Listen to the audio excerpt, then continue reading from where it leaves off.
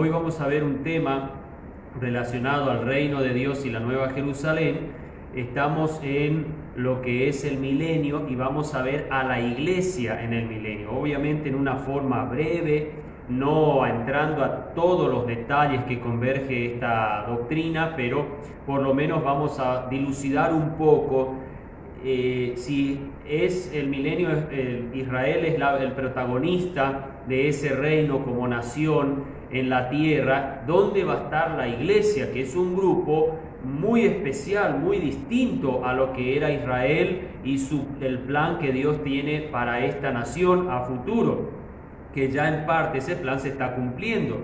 La idea es saber entonces dónde se pone y se coloca la iglesia dentro del milenio, porque no van a estar del todo mezclados los grupos. Hay un plan de Dios para Israel y otro plan que tiene para la iglesia. Hoy trataremos de ver a grosso modo lo que se relaciona en este tema a la iglesia. Vamos a orar pidiendo la dirección del Señor. Padre nuestro, muchas gracias por tu palabra. Gracias por lo que ella nos enseña. Muchas gracias por lo que ella hace por nosotros y hacia nosotros cuando la leemos. Y gracias porque en ella encontramos las respuestas a tantas interrogantes que brotan en nosotros. Te pedimos, nuestro Dios, que nos ayudes, que nos dirijas y acompañes, que tu Espíritu nos ilumine y nos dé sabiduría y fuerzas espirituales para poder así tener tu palabra. Dejamos en tus manos nuestras vidas una vez más, en el nombre de Jesús. Amén. Bien. La iglesia y el milenio es el título de este subpunto que estamos estudiando en relación al milenio y el reinado de Cristo aquí en la tierra. Como hemos dicho en los estudios anteriores, hay que saber que el milenio es una etapa, una época muy distinta a la que nosotros hoy vivimos, aunque se va a realizar en el mismo planeta, pero será un tiempo que el mundo cambiará en todos sus aspectos e incluso la humanidad vivirá en un tipo de paraíso planetario en donde Cristo mismo estará reinando desde Israel en la ciudad de Jerusalén. Ahora, cuando nosotros miramos la parte de la iglesia, y como he dicho al principio en esta parte, que no tenemos que del todo amalgamar siempre a Israel con la iglesia. No es correcto unificar todos los conceptos, que lo que era para Israel es para la iglesia y lo de la iglesia es para Israel, y así demos vuelta como querramos, todo funciona igual. No es así. La Biblia hace ver que Dios tiene un plan para Israel. Tiene una forma en que comenzó con Israel y tiene otra forma en la que comenzó con Israel. No se puede mezclar los planes para un grupo y para el otro. Ahora, es cierto que en el período de la iglesia, que es el que estamos actualmente, desde, como decíamos en algunos momentos, desde Hechos 2, ese período de la iglesia es donde se unieron parte de israelitas y parte de gentiles, pero los israelitas que se unieron a la iglesia, principalmente en la primera época de la iglesia, cuando miramos Hechos 2, capítulo 3, capítulo 4, hasta el 7, hasta ese tiempo, la iglesia sí era solo Israel, pero ellos pertenecen, estos israelitas, a la iglesia, no en el plan de la iglesia y no al plan que Dios tiene con la nación de Israel. Cuando nosotros miramos el Antiguo Testamento, nosotros vamos a ver que las profecías, todo el aspecto futuro para la nación de Israel, es para el pueblo de Dios, no es para la iglesia. Recordemos que en el Antiguo Testamento la iglesia no aparece, como hemos explicado también en otros estudios relacionados a este tema. La iglesia en el Antiguo Testamento era un misterio escondido en Cristo. Pablo eso lo muestra y lo va describiendo mejor en la carta a los Efesios. Cuando ese misterio se abrió desde Cristo en adelante, entonces ahí ya deja de ser un misterio y el Nuevo Testamento habla sí principalmente de la iglesia y el propósito de Dios con ella. Pero a la vez el Nuevo Testamento también muestra la diferencia que hay para con la nación de Israel cuando la iglesia se vaya en el arrebatamiento de la iglesia. Recordemos que antes de la iglesia y después de la iglesia, Israel tiene protagonismo en el mundo. Es el protagonista y el grupo principal a quien Dios acoge y lleva a sus propósitos que Él tuvo en el pasado y que también tiene para el futuro. La iglesia es ese paréntesis entre la semana 69 de Daniel y la semana 70 de Daniel.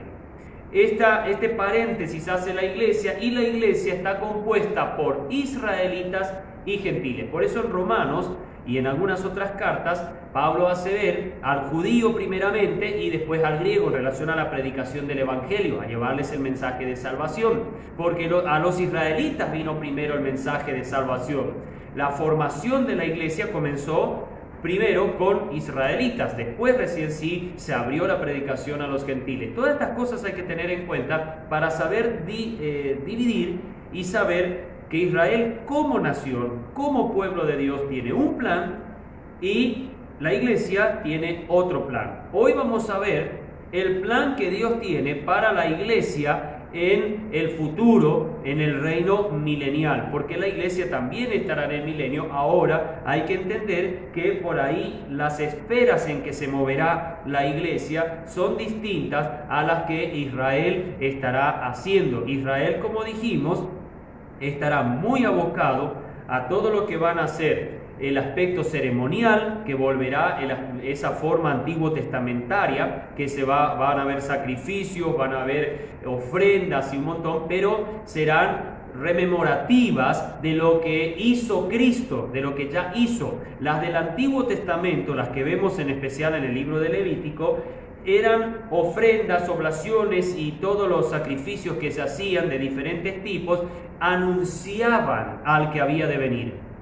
Ahora las del milenio lo que hacen es anunciar al que vino y ya hizo la salvación. No serán para cubrir pecados o para dar redención o ser propiciación por el pecado. No tendrán ese fin los sacrificios del milenio, sino tendrán un fin más que todo rememorativo y de adoración al que va a estar sentado en el trono, en el templo en Jerusalén. Israel seguirá con ese sistema de adoración, pero Israel también estará como el foco político principal del mundo en esa época. Será un país inmenso y la nación de Israel será la capital de naciones, y Jerusalén será la capital de Israel y la ciudad del gran Dios, como dice, o del gran rey, como dice Mateo capítulo 5, cuando decía que no había que jurar por el templo, por el cielo y por Jerusalén, porque es la nación del gran, o la ciudad, perdón, del gran rey.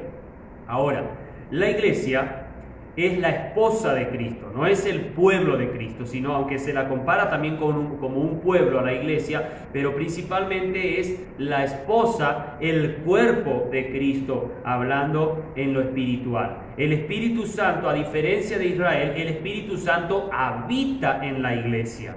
En Israel el Espíritu Santo no habitaba en las personas, sino habitaba sobre las personas. Estaba con Israel el Espíritu Santo, pero no habitaba de forma nacional dentro de ellos. En cambio, en la iglesia, el Espíritu Santo habita dentro de las personas en un conjunto, componen la iglesia, y el templo del Espíritu Santo es la iglesia de Cristo. Por eso Pablo, siempre hablando del Espíritu Santo, mejor dicho, de nosotros como templos, habla siempre en plural, porque la iglesia en sí habita el Espíritu y la dirige según su voluntad, o por lo menos eso es lo que debería estar haciendo. Quizás a veces no se cumple del todo eso, pero la iglesia debe estar regida y dirigida por el Espíritu Santo. Esto es una gran diferencia entre Israel y la iglesia. Tengamos bien en cuenta eso. Entonces, la iglesia en el milenio, como primera cosa, la iglesia no estará en las mismas actividades que Israel. La iglesia no está tanto como, trabajando en sí en Israel, en la zona geográfica. Recuerden que en el milenio Israel estará principalmente en esa zona geográfica que hoy es Israel, que aunque hoy es un país chiquitito, un país pequeño cuando miramos en un mapa mundi, pero en la época del milenio Israel será inmenso, como hemos dicho, abarcará un territorio muy grande, muy superior a lo que hoy es Israel como territorio. La promesa a Abraham abarca un territorio hacia el sur, norte y este de Israel en una forma inmensa. Lo que es hoy Israel tan chiquitito como un pequeño triángulo, no es solamente un porcentaje pequeño de lo que va a ser el Israel milenial. El Israel milenial tendrá un territorio muy grande y ahí estará centrada la vida de Israel en el milenio como nación gloriosa, pero la iglesia se abre camino mucho más allá de Israel en su ministerio y en el propósito que Dios tiene para la iglesia. Nosotros, si miramos, les leo algo así rápidamente como para ir entrando un poco al tema. Ante todo debemos entender que la iglesia de Cristo es eso, es de Él. Ella es la esposa del Salvador, la cual la ganó con su sangre, según vemos en Hechos 20, 28, y también podemos ver esto en Efesios 5, 24 al 27. Así como Dios tiene un plan para Israel, lo tiene también para la iglesia. Y es importante entender esto. La iglesia tendrá una actividad de gobierno y sacerdocio más relacionado a las naciones gentiles. Si nosotros miramos Apocalipsis, vamos a ir a ese pasaje para poder entrar a entender mejor lo que estamos hablando. Apocalipsis capítulo 2. Versículo 26 y 27.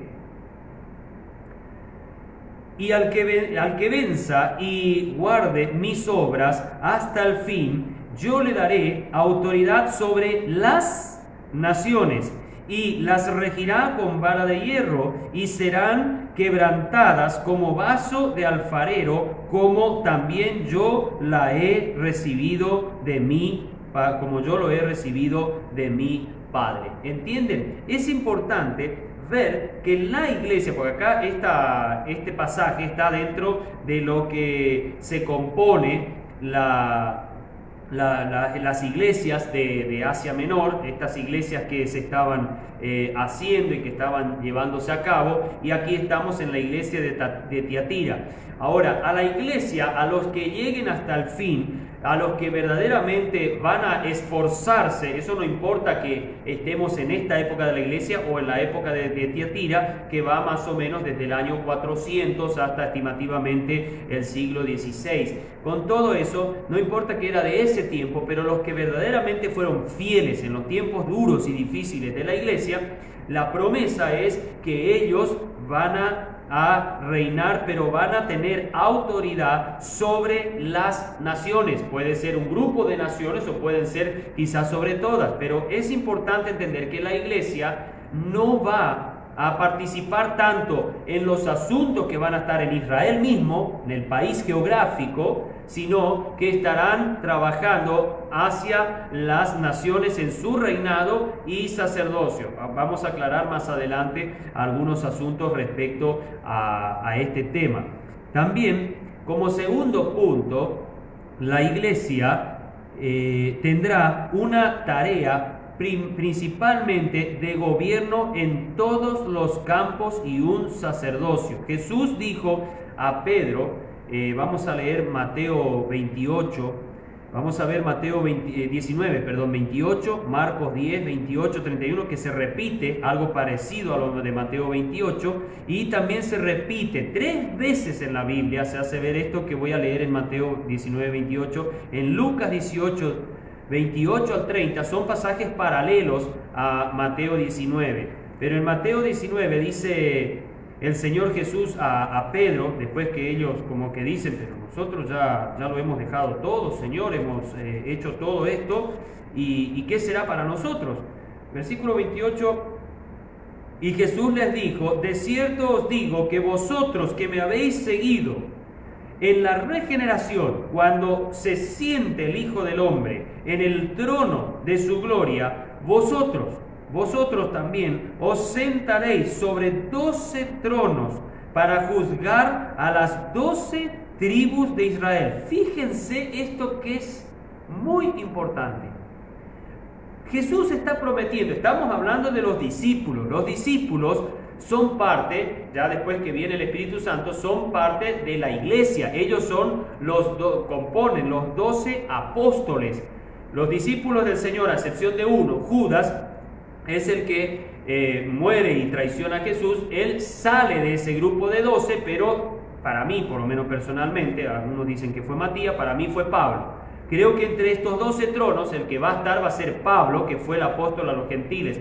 Para mí, Pablo cumple mucho más los requisitos en relación al apostolado que lo que podía haber cumplido Matías, que nunca fue llamado por Jesús. Que aquí está el primer punto para llegar al apostolado, a ser un discípulo y apóstol del Señor. Es que Matías no recibió el llamado directo de Jesús, sino que él simplemente fue elegido por suerte. Entre Pedro y todos los que estaban ahí, tiraron suerte y en vez de caer sobre José, cayó sobre Matías.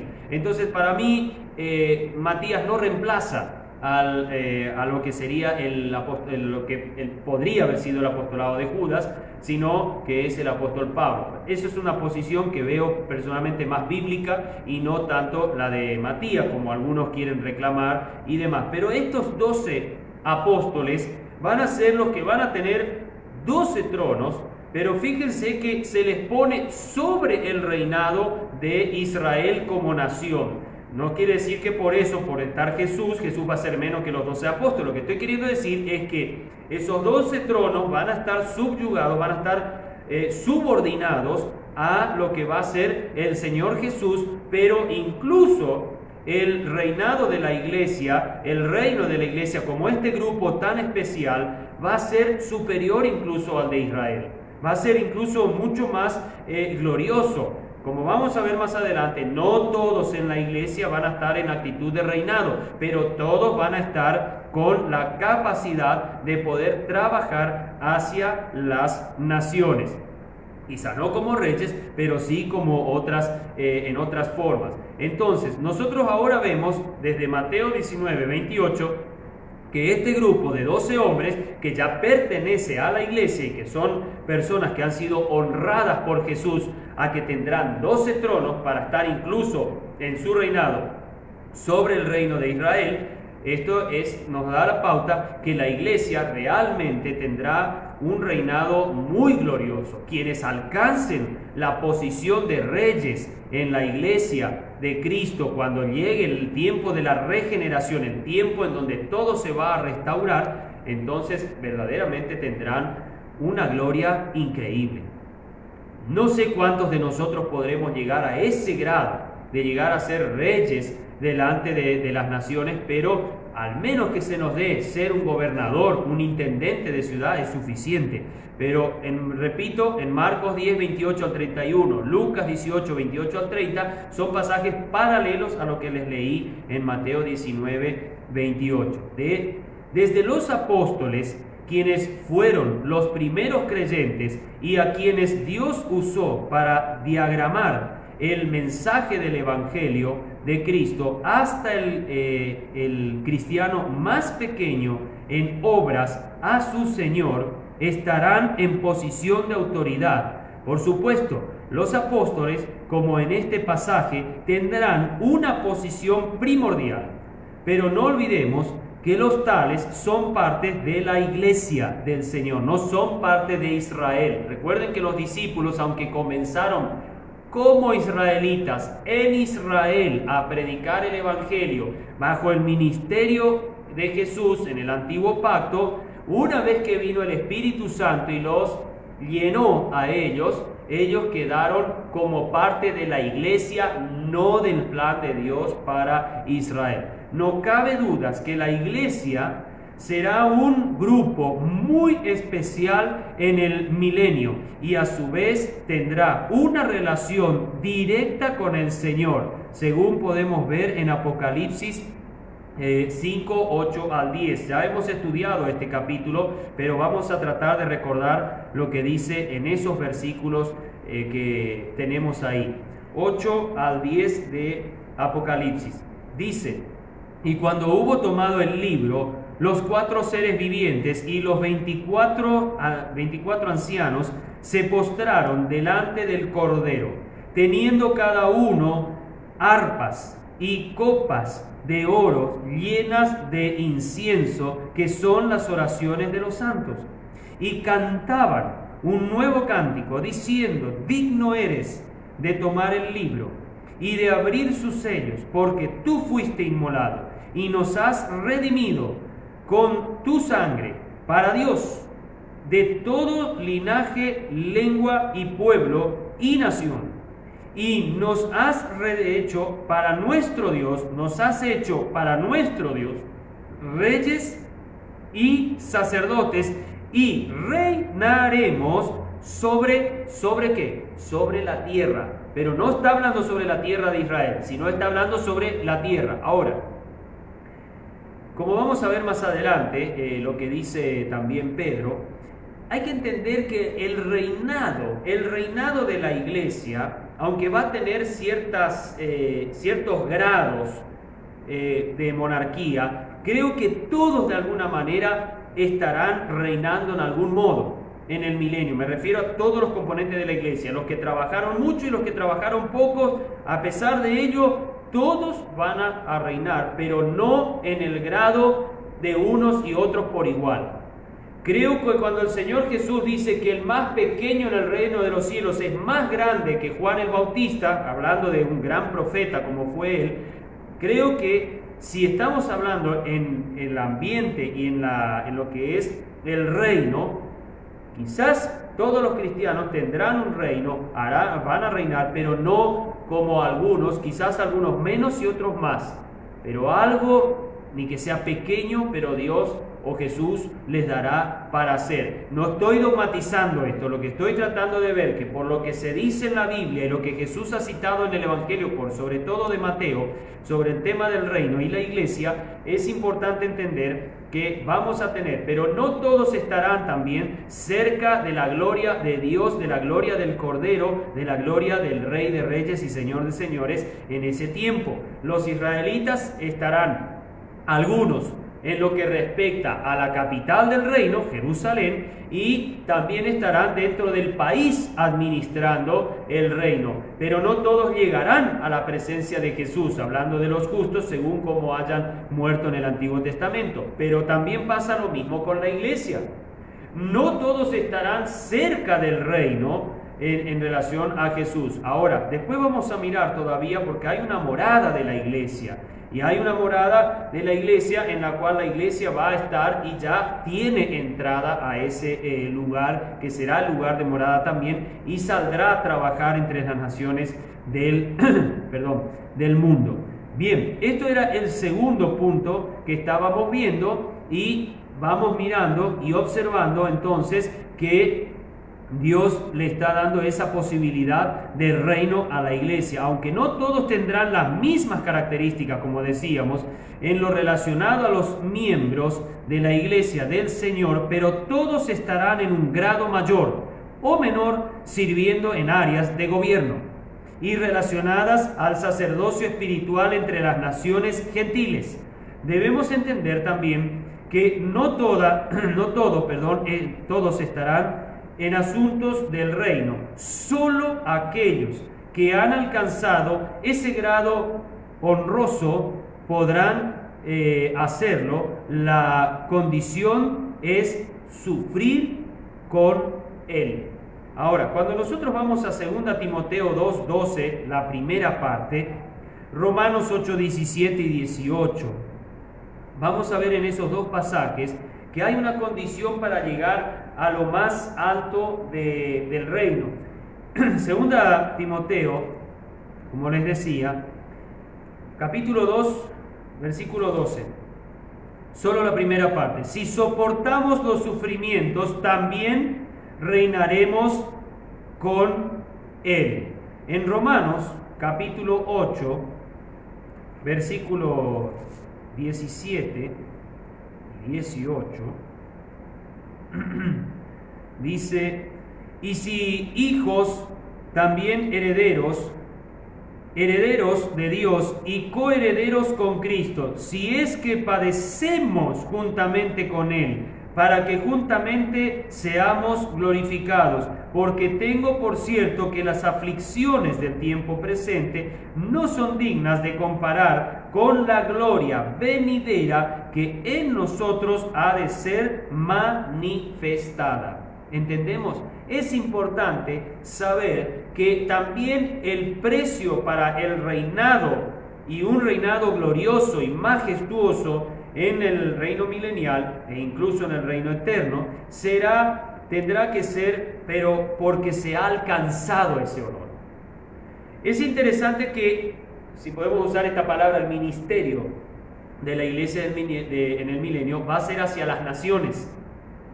Así como hoy también el ministerio de la iglesia es hacia las naciones, porque desde Pablo en adelante, cuando comienza a predicar y a proclamar el evangelio en las naciones gentiles, la iglesia se compuso principalmente o mayoritariamente de gentiles, no tanto de israelitas.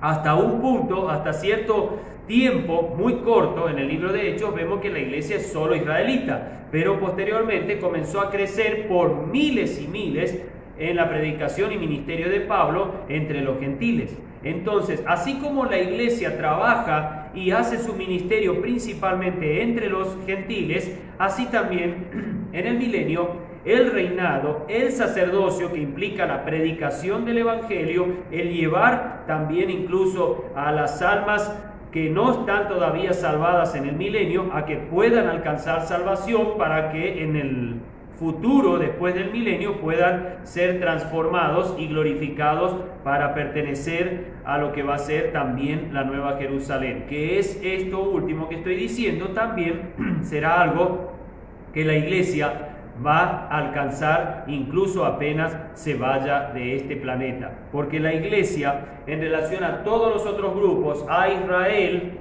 y a los otros grupos, tiene, o los digamos gentiles o naciones que van a entrar al milenio, tiene una gran ventaja sobre todos ellos. Incluso los resucitados en la segunda venida del Antiguo Testamento, los justos, también tienen una ventaja sobre todos ellos, que es el hecho que ya no tienen pecado, ya están en cuerpos glorificados, no están en cuerpos de sangre y carne, como dice Pablo en 1 Corintios 15:50. Es importante entender eso para saber por qué va a haber una posibilidad muy especial de ciertos grupos en el milenio de ya habitar lo que la Biblia llama la Nueva Jerusalén, esta ciudad celestial.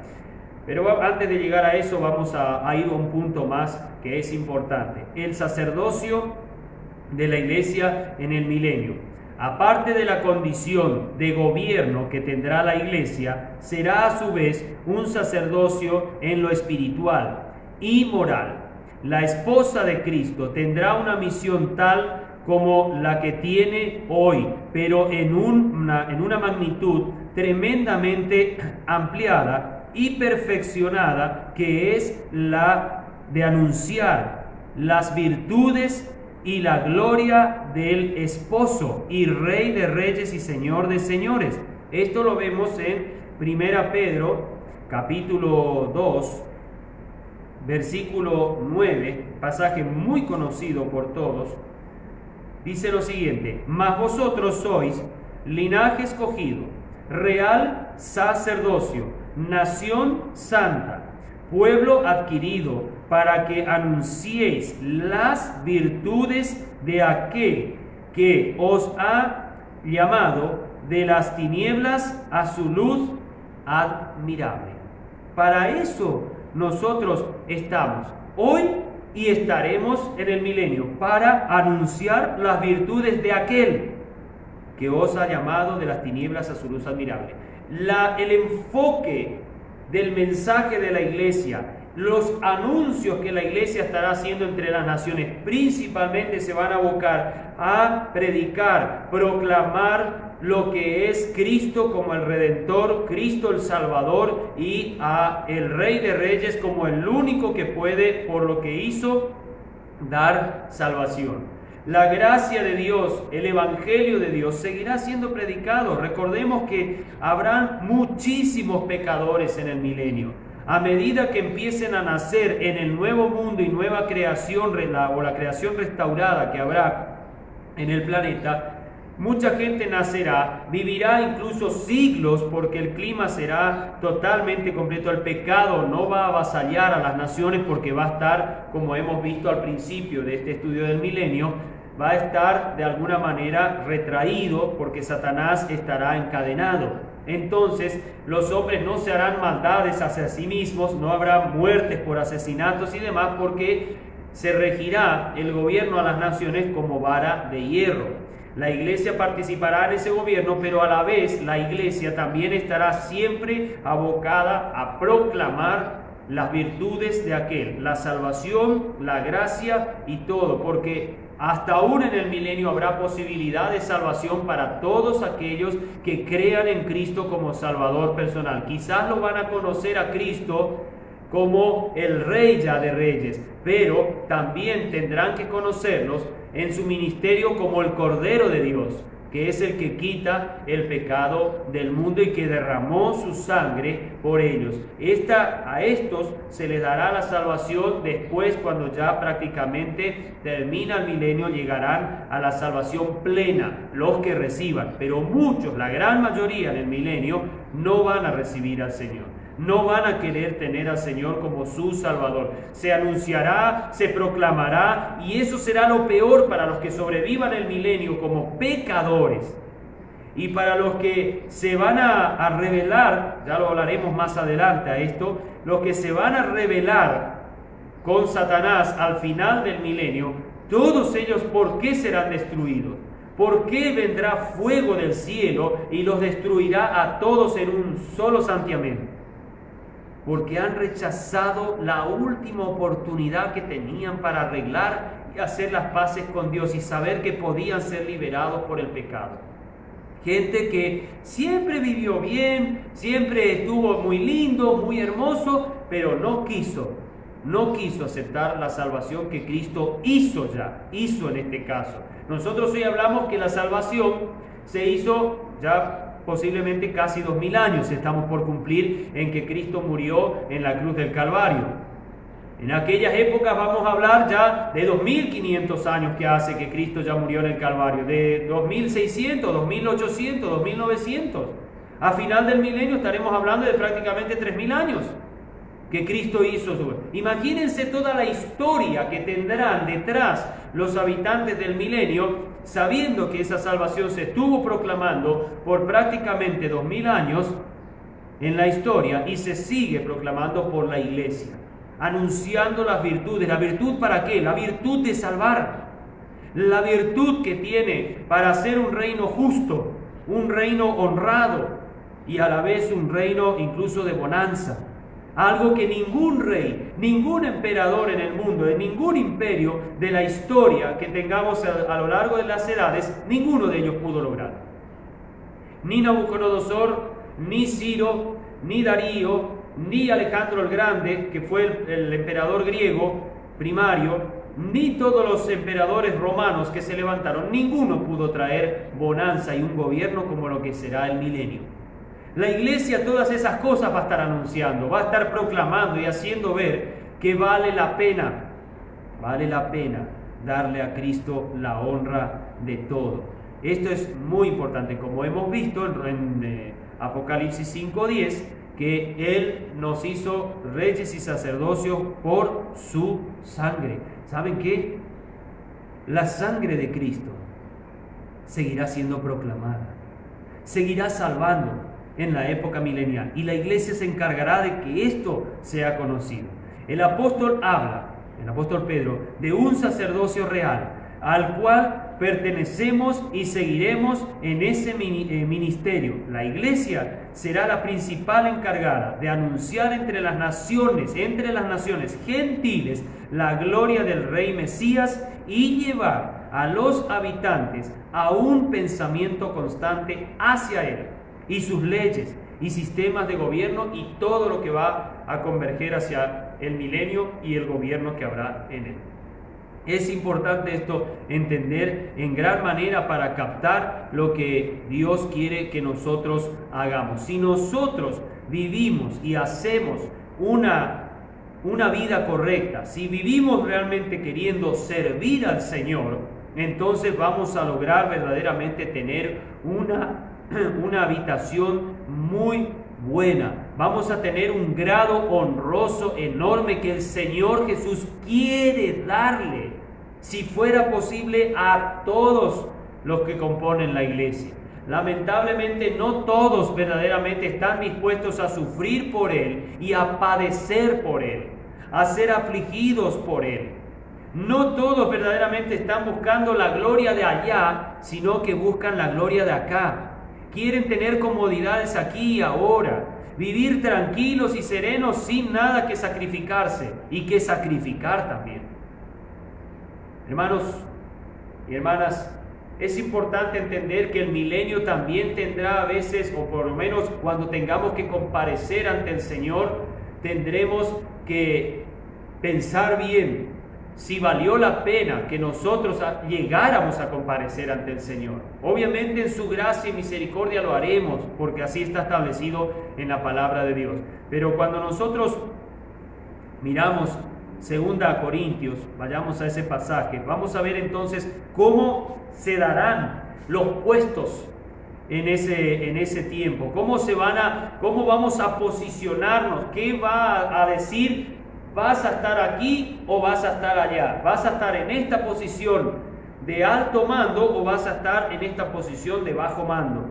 Cuando vamos a 2 Corintios capítulo 5, versículo 10 al 11, dice lo siguiente: porque es necesario que todos nosotros comparezcamos ante el tribunal de Cristo, para que cada uno reciba lo que haya hecho estando en el cuerpo, sea bueno o sea malo.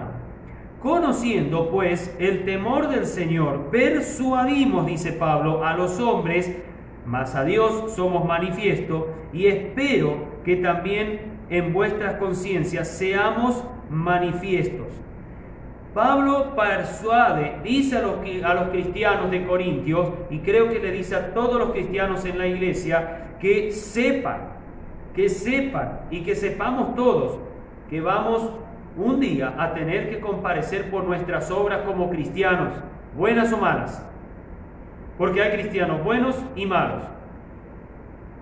Como quisiera, es un deseo personal, pero como quisiera que todos los cristianos alcanzaran lo bueno en la vida cristiana, que alcanzaran lo más sublime en la vida cristiana y no las chácharas, las hojarascas, como dice Pablo en 1 Corintios 3, que no alcancemos simplemente la basura, solo lo básico, lo que todos hacen, sino que verdaderamente nos podamos internar en una vida cristiana que valga la pena, en donde se produce, donde hay fruto, donde verdaderamente hay crecimiento y en donde las pruebas, las aflicciones y las luchas, más que hacernos retirarnos de una vida cristiana solemne ante el Señor, hacen que nos fortifiquemos cada vez más.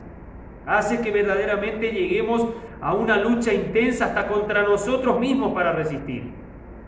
Porque el enemigo más grande que tenemos en la vida cristiana no es el diablo, no es el hermano que está a mi lado en la iglesia, no es el vecino que me hostiga y que me critica y se burla de mí porque soy cristiano. Ese no es el enemigo más grande. El enemigo más grande es usted y yo. Ese es el enemigo más grande. Nosotros somos esos enemigos que no dejamos abrir nuestro corazón completamente al Señor Jesucristo y que se entrone en nuestros corazones y podamos decir, ya no vivo yo, sino que vive Cristo en mí. Cuando un creyente verdaderamente busca, porque hay que saber, hermano, me van a perdonar, pero yo lo voy a ser sincero, hay que saber una cosa, usted va a llegar a la presencia de Cristo. No creamos que cuando vamos a llegar a la presencia de Cristo ya todo está bien, qué lindo, qué hermoso. En el primer momento sí, presenciaremos, como hemos visto en el capítulo 5 de Apocalipsis, ese hermoso momento y esa gran ceremonia que se dará y a toda la autoridad al Cordero. al león de Judá, la raíz de David. Sí, vamos a presenciar. Pero después de eso, mientras acá transcurra la gran tribulación, usted y yo, o ustedes y yo, nos tendremos que ir a presentar a un trono, a un lugar que se llama el tribunal de Cristo. Y ahí vamos a saber quiénes fuimos, desde la mirada de Cristo, no desde nuestra mirada. Nosotros todos muchas veces lo decimos, somos re buenos cristianos. Qué lindo, qué bien, nosotros nos comportamos re bien, venimos a la iglesia todos los domingos, estamos siempre haciendo algo, por ahí vamos a tirar algunos folletitos por ahí para quedar bien con los misioneros de la iglesia y ya estamos todo lindo, qué bien. Tiramos una ofrendita en el buzón que así cae, medio así ni se escucha porque es muy poco y demás cosas y ya estamos, ya ofrendamos un poquito, le ayudamos ahí al pastor o a la iglesia, a los líderes, depende de la iglesia, si son grandes o no. Y ya está, ya es nuestra vida cristiana, ya hicimos todo. Nos vamos a la casa, hacemos nuestra semana de trabajo, al otro domingo, venimos otra vez a la iglesia, nos sentamos, y los domingos también participamos de la Santa Cena, sea primer domingo, todos los domingos, somos muy, muy santos. Y eso es toda la vida cristiana de algunos. Hermanos, la vida cristiana es todos los días. El estar verdaderamente amando al Señor es todos los días, en mi trabajo, en mis actividades, cualesquiera sean. Tienen que estar Cristo en mi vida. Tengo que verdaderamente ser alguien que me doy a Cristo. Vamos ahora a ver en 1 Corintios capítulo 3 algo importante. ¿Y por qué estoy leyendo esto? ¿Por qué estoy queriendo hablar de esto al final de este mensaje? Porque lo que respecta a esto del reinado de la iglesia, a lo que va a ser el gobierno de la iglesia, tiene mucho que ver con este momento que es parte del reino de Dios. El momento en que la iglesia se presentará delante del Rey suyo también, que es el Señor Jesucristo. 1 Corintios, decíamos, capítulo 3, 12 al 15. 10 al 15. Conforme a la gracia de Dios que me ha sido dado, yo, como sabio arquitecto, puse el fundamento y otro edifica encima. Pero cada uno mire, no dice vea a ver cómo va la vida, sino mire, eso quiere decir que estemos observantes, cómo sobre edifica. Porque nadie puede poner otro fundamento que el que está puesto, el cual es Jesucristo. Y si alguno edificare sobre este fundamento que es Jesucristo, con oro, o plata, y piedras preciosas, o madera, heno y hojarasca, la obra de cada uno será manifestada, porque el día la declarará, pues por el fuego será revelada, y la obra de cada cual sea, el fuego la probará. Si permanece la obra de alguno que sobreedificó, recibirá recompensa. Si la obra de alguno se quema, sufrirá pérdida, si bien él será salvo, aunque así como por fuego. ¿Entendemos lo que quiere decir Pablo? Nosotros llegamos al fundamento en nuestra vida cristiana que es Jesucristo. Esto es la salvación obtenida después de arrepentirnos de nuestros pecados. Recibimos a Cristo, creemos en Él como nuestro todo y suficiente Salvador. Ahí llegamos al fundamento, nos paramos. Es como que hemos llegado a una explanada en un edificio y ahora tenemos que empezar a levantar las paredes, dejar las bocas donde van a estar las puertas o las ventanas, y llegamos hasta cierta altura, y de ahí, de esa altura que llegamos con las paredes, sabemos que viene lo que lo llamamos el techo. Ahí tenemos que empezar a techar, poner, mirar cómo vamos a hacer las inclinaciones y un montón de cosas, y hasta que esa casa o ese edificio va a quedar terminado. Pero nosotros podemos elegir los materiales que vamos a poner.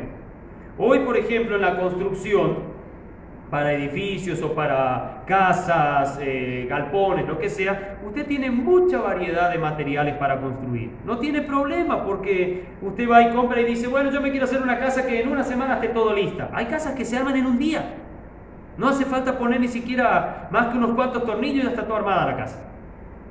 Y hay casas que duran hasta a veces años en terminárselas, porque los materiales son mejores, los materiales son más elegidos, son más caros, los materiales son quizás de una calidad muy linda, tienen una vista muy hermosa tanto adentro como afuera de la casa, pero hay también otros materiales que son más ordinarios, más comunes, materiales que no tienen una gran vista, pero bueno, de alguna manera me cubren, sea del frío, de la lluvia y de las diferentes inclemencias del tiempo.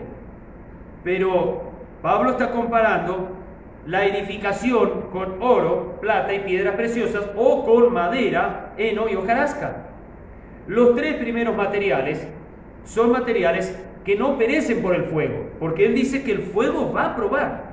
Le gusta a usted o no, cuando usted esté en la presencia del Señor, el fuego probará, el fuego de la mirada del Señor, como vemos en Apocalipsis capítulo 1, cuando él dice, y sus ojos eran como llama de fuego. Son ojos que van a penetrar hasta lo más profundo de lo que usted fue en esta vida, ahora, no mañana y pasado, o cuando esté en el futuro. No, en esta vida, la mirada penetrante y profunda del Señor va a mirar su vida.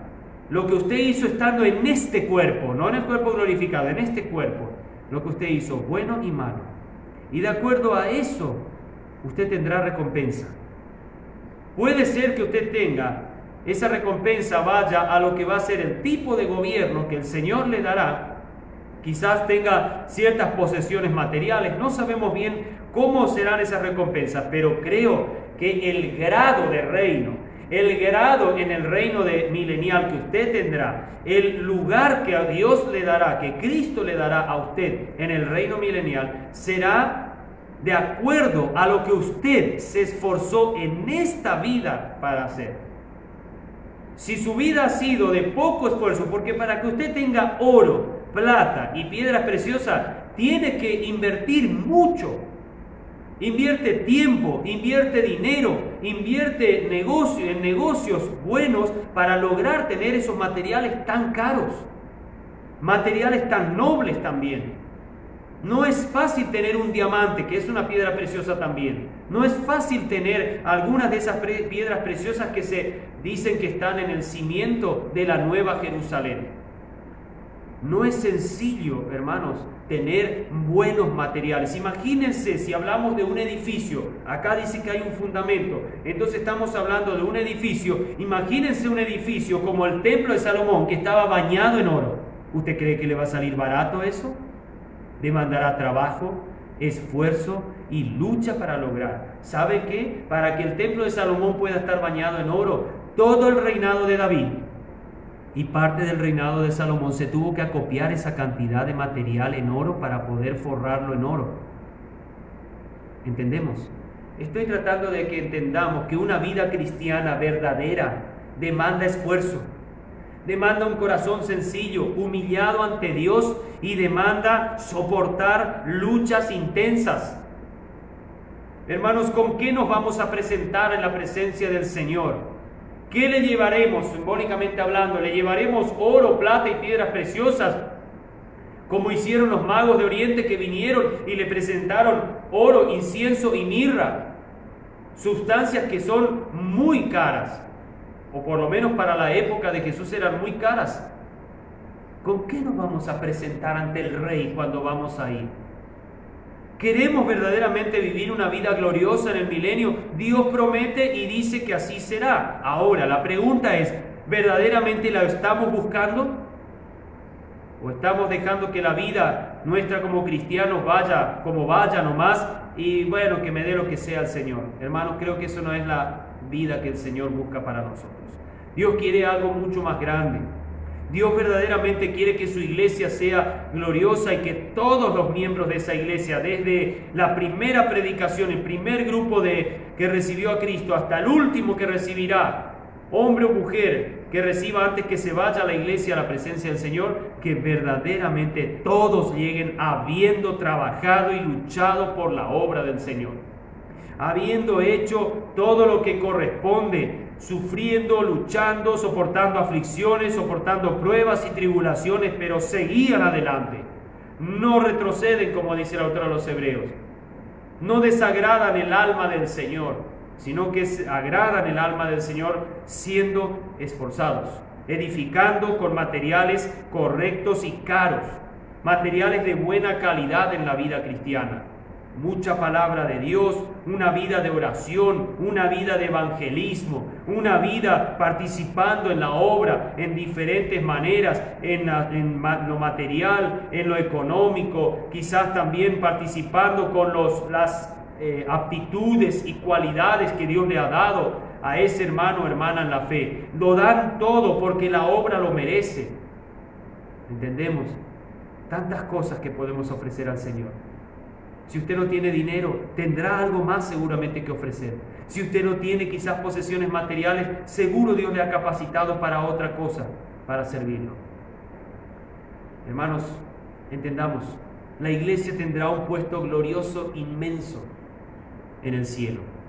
Incluso, como veremos más adelante en otro estudio, tendrá la habitación directa en la Nueva Jerusalén, porque todos los que se presenten de la iglesia en el cielo ya serán totalmente glorificados y sin pecados. Entonces tendrán acceso a esa ciudad, donde solo reina la santidad, pero no todos estarán en la misma posición en esa ciudad y en lo que será el trabajo hacia el reino milenial en la tierra. Esto es lo importante a tener en cuenta y saber. Por eso animo siempre a los cristianos, trabajemos, luchemos, valoremos la obra del Señor. No importa el tiempo en el mundo que estamos viviendo, la obra del Señor tiene que seguir. La obra del Señor tiene que animar y seguir llevando la palabra y el mensaje de Cristo a otros. Y si esto nos cueste invertir más para hacerlo, hay que hacerlo porque nada llevaremos, dice Pablo, al cielo. Nada vamos a llevar más que las almas que hemos ganado para Cristo y también la obra, el resultado de la obra que hicimos para Él, para la obra misionera. La iglesia está para eso, proclamar las virtudes de aquel que nos ha llamado de las tinieblas a su luz admirable. Y ese anunciar comienza hoy, no recién en el milenio, hoy. Para anunciar, tiempo presente está. Hoy comienza y seguirá en una forma más gloriosa en el tiempo del milenio. Pero ahora la iglesia tiene que concentrarse también en saber que se tendrá que posicionar cada miembro en el lugar que solo Jesucristo tendrá en su soberana decisión darnos a nosotros. Así que, personalmente, si Dios a mí solo me diera un grupo de personas, estoy contento. Pero esforcémonos a servir. Esforcémonos a servir. Que el gobierno en el milenio de la iglesia pueda ser compuesto de personas que verdaderamente han amado y entregado su corazón a Cristo principalmente, y que Dios nos ayude en todo esto, y que Dios les bendiga, hermanos, y que nos dé la posibilidad de seguir adelante trabajando y luchando para que la obra del Señor siga adelante, es más, y resplandezca hoy como luz del mundo a tantas almas que no tienen la esperanza que nosotros por la gracia de Dios tenemos.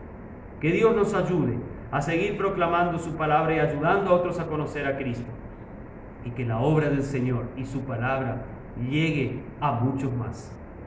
Padre nuestro, muchas gracias una vez más por todo lo que nos das. Muchas gracias, Señor, porque nos has hecho aceptos en el amado para servirte, para alabar y adorar tu santo nombre a través de una vida entregada a ti. Ayúdanos, Señor, y guíanos para que sirvamos y estemos siempre gozosos y contentos de poder ser cristianos y poder tener el privilegio de servirte y honrarte a través de nuestras acciones y de todo lo que nos has dado. En el nombre de Jesús oramos y agradecemos. Amén.